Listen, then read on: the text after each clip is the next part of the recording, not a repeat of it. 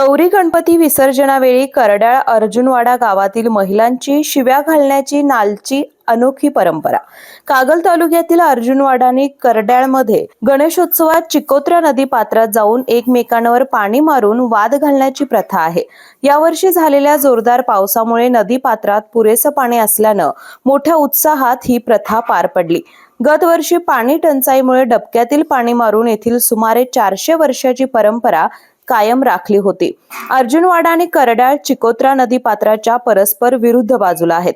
या दोन गावातील महिला दरवर्षी गौरी विसर्जनावेळी मोठ्या संख्येने दोन्ही बाजूने पात्रात उतरतात. गौरींचे विसर्जन करून लिंगड करंजीचे डहाळे हातात घेऊन समोरच्या महिलांवर पाणी मारतात. पाण्यावर लाथा मारून प्रसंगी अपशब्द वापरून एकमेकींबद्दल रागही व्यक्त करतात. आल्याड गौरी धुणं धुते पल्याड शंकर नालग अशा गीतातून राग व्यक्त केला जातो. हा सुमारे तासभर कार्यक्रम चालतो. त्यानंतर दोन्ही बाजूने प्रतिष्ठित व्यक्ती त्यांना बाजूला करून घरी पाठवतात.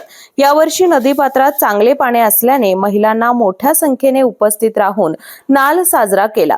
या प्रथेतून राग कमी होतो. करडाळ आणि अर्जुनवाडा ही शेजारील गावे आहेत. यामध्ये केवळ चिकोत्राचे पात्र या प्रथेमुळे एकमेकांबद्दलचा राग द्वेष मत्सर येथेच व्यक्त होतो. त्यामुळे त्याची तीव्रता कमी होऊन त्यानंतर दोन्ही गावे गुण्यागोविंदाने राहतात. अशी येथील सुमारे 400 वर्षांपूर्वीपासूनची प्रथा आहे. त्यासाठी दोन्ही बाजूने पात्रावर गावेच जमा होतात. कागल प्रतिनिधी ओमकार पोतदार. बाळ, फ्रीजमधून श्रीखंड काढ ना. आम्ही पूर्वी घरीच बनवायचो श्रीखंड. त्याची चवच वेगळी होती. आता काय सगळं रेडीमेड. आजी, हे श्रीखंड खाऊन बघ. आज तुझ्या आईनं घरीच बनवलं की काय? हे आहे गोकुळचं श्रीखंड. अगदी जिभेवर रेंगाळणार. जिभेवरच नाही तर मनावरही रेंगाळणार. गोकुळ श्रीखंड, मनावर रेंगाळणार.